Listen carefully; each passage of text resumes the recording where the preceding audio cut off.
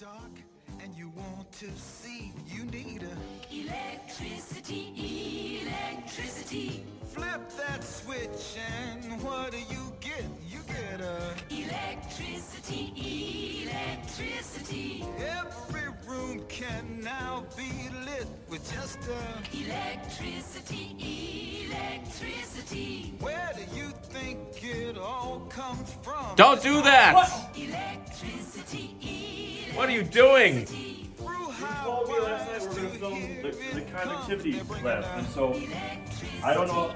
I'm just testing to see if this thing. Were you gonna powers. stick that metal spatula into the outlet? Yeah, but I insulated myself. I'm on paper towel. Oh, so you Nothing would happen. So I was just going to stick this in here to see if we could use this outlet today in our lab. well, why don't we just do the lab instead of you electrocuting yourself? I've never done the lab. Well, let's do the lab now. What are we going to use? We have a conductivity tester. Oh, that sounds simple. Let's do that. All right, you ready to do this lab on conductivity? Yeah, it's the first lab in this unit. Sounds exciting. Okay. So, this is a conductivity tester. Right, and you see the electrode inside. I do. Okay. And it's pretty simple. It measures the conductivity of solutions. So does it sound like a voltage through the liquid, or? Yes, right. It sends a small current, and then whatever is received, then it can determine how much conductivity there actually was in solution. Okay. So looks like you got a bunch of solutions here. Yeah. We're going to do two things. We are going to first establish some trends based on concentration and conductivity, and then we're going to test some unknowns and see how conductive they are. Okay. Okay. So what do we just pour this into that beaker? And... Well, no, we want to do this. We want to establish a relationship. So that means we're going to want to curve or graph it. So in order to graph it, we need to enter in values as we take measurements. Oh, I remember we did that before. We did events with entry. Yeah, so under the mode, events with entry, the event. It'll be drops, right? We're going to be dropping. Yeah, drops is fine. Mm-hmm. Since we can't really measure the exact volume, we're just going to use drops. Okay. So it looks like we're going to do this experiment in water. Is Yeah. this just tap water? No. This is deionized water. It's Why- water that's been run through a filter and removed a lot of ions and a lot of impurities. Why is that important? Because a lot of these ions will conduct themselves, and it's going to mess up our results. So we want to remove as much conductive material from the tap water as possible. Gotcha. So what is this, just this deionized water, what kind of conductivity does it have? So right now, we are on our most sensitive setting, or Looks like the Middle hand, setting, hand yeah. lotion is working great, Mr. Park. you know what? Bed Bath & Beyond, right? Wasn't that was it? It was, but I actually didn't use any yet, so maybe I'll have to get some in the middle of the lab. Okay. So right now you can see that we're at 4 microsiemens per centimeter. Now, do you have to like just leave this still? Should you stir it? What's the best procedure for getting a measurement? So no, you always want to keep the probes moving, right? Because if you leave it still, then you get what's called concentration gradient, and there's all the ions kind of clump in one place and they don't move as well. But by always moving them, you can be assured that the conductivity is going to be the same uniformly throughout the solution. Okay, so looks like the conductivity of our solution right now, or our deionized water, is 5 microsiemens per centimeter. Okay. Okay, so what I've done is I've measured out exactly 50 milliliters of this deionized water, put it into 8 separate beakers, so we're ready to go. These beakers are clean, and we can start the experiment. So the first part of the experiment has us looking at 3 different solutions. We're going to do sodium chloride, we're going to do calcium chloride, and then we're going to do aluminum chloride. Okay? So the lab says we're going to add these dropwise. So we're going to start the data collection.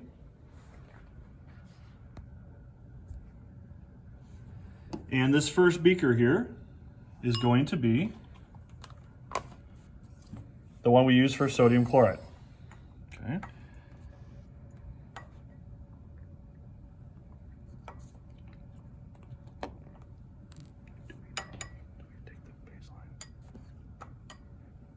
Okay, so I'm stirring it gently. Mr. Park, if you would just go ahead and keep that as our baseline for 0 drops. Good. So I'm just going to carefully add 1 drop. There we go. Now if you look at the screen, the dot did go up and the conductivity definitely went up, so it doesn't look like that value's changing a whole lot. We can go ahead and keep that. That's going to be 1 drop. And we're just going to continue to do this.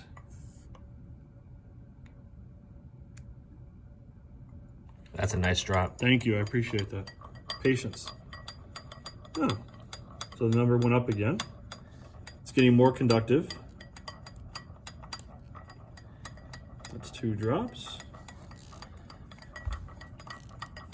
So you can see what we're doing here. We'll probably just speed up the video at this point.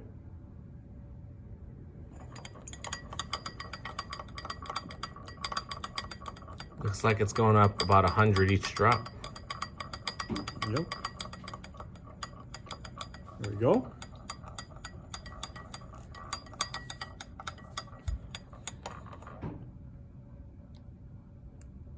Four.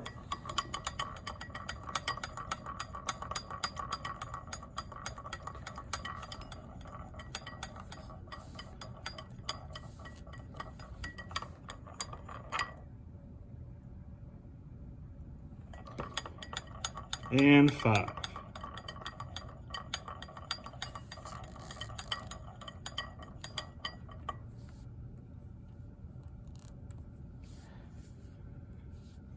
Okay, looking at that data, that looks pretty good, Mr. Park. Looks like there's definitely a trend there.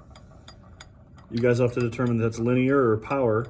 So we're going to do other solutions, right? So I think the best thing we should do if we're going to do multiple trials is probably store that data. And then we're going to have to rinse off that sensor before we use it in a different solution, okay? So to store it, I'm going to stop data collection. That was run 1, so we'll hit, there we go. Now you can see we can go back to run 1 if we want to, but we're going to work on run 2 now, okay? And what we need to do now is rinse this off. We have ourselves a rinse beaker here, but what I'm going to do first is I'm just going to run it under some tap water to get the majority of the solution off, and then I'm going to put it into this rinse beaker. It's kind of like rinsing off before you get into a pool. Yep. And I'm going to remove that beaker. Okay, so what we just did, right, is we did sodium chloride. Your lab calls for us to do another 2 of these, and we're going to do aluminum chloride next, and then thirdly we're going to do calcium chloride. Okay, now we're ready to do our second solution, which is aluminum chloride. So we'll take our baseline now. Go ahead, Mr. Park, you can keep that.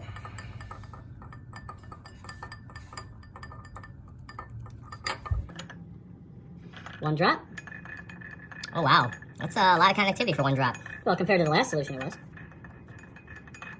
Guess it's all relative. You mean they're related? No, I mean, you know, comparing one value to another. Like, if I was a NASCAR driver, and a cop pulled me over and said, do you know you were going really fast? And I was only going like 70 miles per hour. I'd probably say, no, that's not fast at all, sir. It's relative to what I normally do. I don't think you should be telling a cop that. Well, I'm also not a NASCAR driver, so it's all just make-believe. No, I found the best thing to do when pulled over by a police officer is just to be honest. Yes, sir, I realized, ma'am, I realized I was going a little fast. Sorry for that. Why is this becoming a public service announcement? I don't know. Because I'm bored. Ooh, Look at right that, at 1,000! You don't see that every day. No. Keep that. All right, last drop. Dun, dun, dun. Dun, pum, pum, pum, pum, pum, pum. All right. How many of the kids do you think have seen 2001? They weren't even alive in 2001. The movie 2001. No. If they had seen it, I'd say it'd probably be a space oddity. All right, so that's 5 drops. Let's stop it here. Mm-hmm. And let's peek. Look at the graph. Oh, looks like the last graph.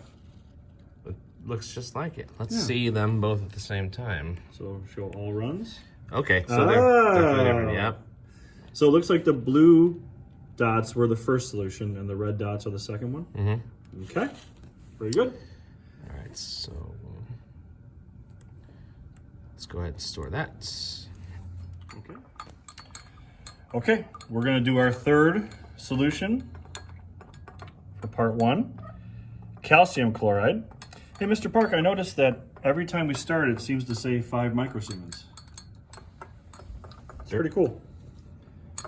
Yes, that's cool. So we have the same baseline every time. All right, let's go ahead and keep that. Let's start the collection. Yeah. All right, so So keep first points. This is 0 drops. You betcha. Okay. All right. Here we go.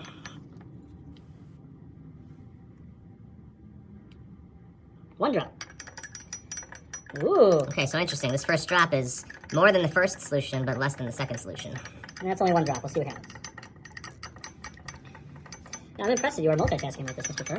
I am capable of doing 2 things. You are filming with your right hand, and you're logging the drops with your left. Are you amphibious? I live in both land and water. Yeah. Oh, sorry, ambidextrous? Yeah. You know, one time I broke my thumb, and I had to write on the board with my left hand, and my students told me that they preferred me writing on the board with my left hand. You know what I would say? I would say true to that, because I've seen your handwriting. It's horrendous. So, you know, sometimes... You know, we type everything nowadays anyways, okay? It doesn't really matter. But I was talking to a friend of mine who's a pretty good golfer, and his brother-in-law is a golf pro, and he said when somebody comes in with really bad golf swing and terrible habits, they literally start over. They make them swing the other way, so they can relearn swinging.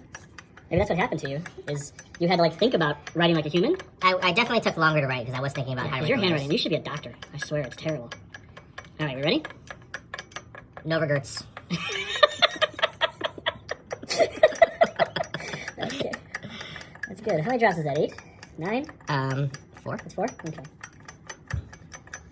All right. This is our last trial in this first part. Should we go more than 5 drops, just for fun? We definitely can. Would that be something we should do if our first 2 trials were 5 drops? Well, I guess to be absolutely consistent, probably not. Okay, let's take a look at all 3 together.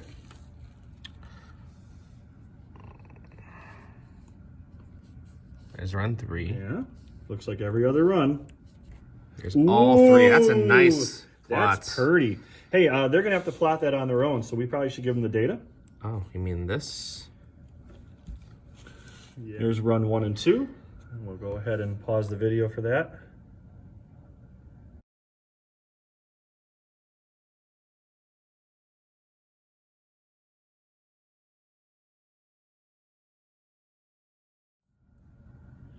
And then there's run 3.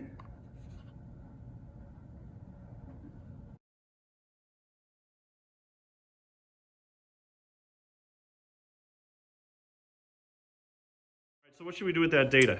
All right, so you guys need to produce a graph. Your graph should have all 3 lines in graphical. And also, once you import it into Notability, we want you to label which line is which chemical.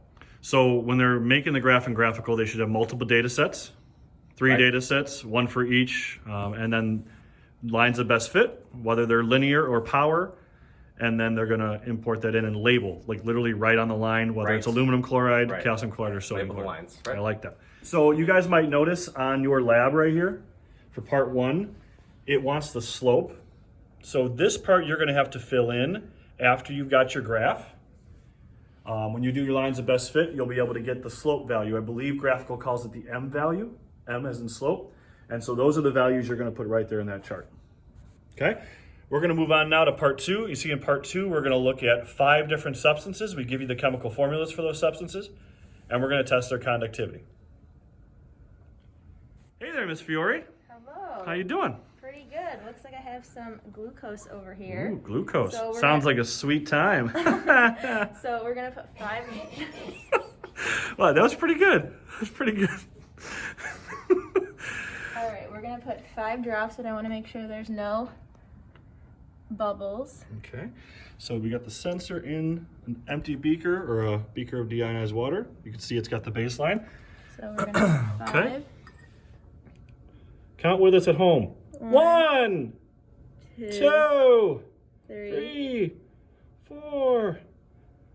Woohoo! Okay, why don't you go ahead and stir that gently, and then we'll look over here. Oh, geez. Doesn't appear like much has happened. It went up 1, didn't it? Yeah, one, but the other ones were in the hundreds. We even reached 1,000 one time. Remember, it was really exciting. So it doesn't look like there's a whole lot of change in conductivity by adding that substance to the water. Okay, let's try the next one. We're gonna go ahead and I'll rinse this for you while you get ready for the next one. What's the next one? All right, we have potassium iodide, or Ki. Okay. All right, we're gonna do the same thing and put 5 5 drops. And you can see the baseline is right around 5 again. Oh, we have a bubble. Okay, here we go. We'll speed this up at home. 1, 2, 3. Mr. Park, do you know how to count in other languages? 5. I can do it in Spanish. Okay, so we'll do the next one in Spanish, and then we'll do the other one in German. Ooh, nice. So as she's stirring that, I can see, Miss Fiore, you're up to 442, 440. Wow, a lot different than the first one, huh? Yeah, so there's definitely some conductivity here. Good. So that looks like about an average of 441. Okay, great. We'll rinse that for you. All right, next we have sucrose. Sounds a lot like the first one. Oh. Okay, we're at 4. 4, 5. So it must be just under 5. Okay, we're gonna go sucrose. Ready? In Spanish. 1, 2, 3, 4, 5. Hey, stir it up. Not much. No. Hey, didn't you say this one sounded like the first solution you added? Yeah, I did. And it has a similar Anything? result. I don't know, maybe. Maybe the names mean something. I remember we did a previous lab, Mr. Park, and we had hexanes, right? And they all ended in ane. Yeah, that's a category of organic chemicals. And there was alcohols, they all ended in ol. Mhm. So maybe that ending of os means something. Okay. This is great. You having fun? Oh, yeah. All right, what's next? How do you keep your glasses from not fogging up? I don't know. Honestly, it just depends.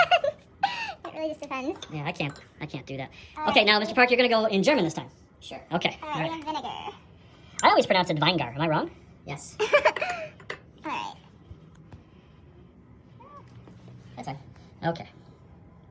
1, 2, 3, 4, 5. That's fun. I like that. Okay. Oh, all right. So that's it went up, A little more. but not as appreciably as some of the other ones, but it definitely went up. So we're going to call that 70 microsiemens. Put that in your chart. Great. You know what? I don't know any other languages. However, we did learn about prefixes when we were naming covalent compounds. So maybe we could count by prefixes. That's a bad idea. Why? That's just not how... I don't have any other languages, Mr. Park. We're out of ideas. Unless you have some brilliant idea. And don't judge people until you have something better to offer. Okay, you ready? Which one is this? This is magnesium sulfate. Magnesium sulfate. Okay. Wait, Wait, are hold we on. using chemistry prefixes or geometry prefixes? Chemistry, naming prefixes, but I thought you don't use mono on the first one. So what are you going to count? And maybe we'll just be silent on the first one. Because we don't use mono on the first element. Okay, so we'll be silent on the first one. All right, here we go. Di, tri, tetra, penta. Woohoo! Stir it up. Oh, you know what's kind of funny is before you stirred it, it still read 5. Interesting. Yeah. Mr. Park, maybe you could explain that. Well, it depends on where the probe is relative to where the drops hit, right? So if the drops weren't anywhere near the probe? If it doesn't mix yet, then it's not going to register anything. So those are the values that you should be putting in this chart right here for the conductivity. I believe we went in order, just double check that. Your job is going to be to identify whether the substances added were ionic or covalent based upon the conductivity you saw. Okay. And other than that, I believe, Mr. Park, they have some questions to answer and just have to upload that graph. Right. Answer the questions. Make sure that you are working on the notability sheets. Correct. Make sure you're using Yeah. it right. Okay. So answer your questions. They'll need to write a dissolving equation, and they'll need to paste their graph here. Now, you don't need a graph for part 2. We don't need a graph for this part, just for part A.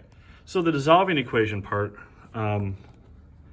Examples on I top. think I saw examples on top. There was examples on top in the notability sheet. Gotcha. Okay, so in either sheet, there's examples on top.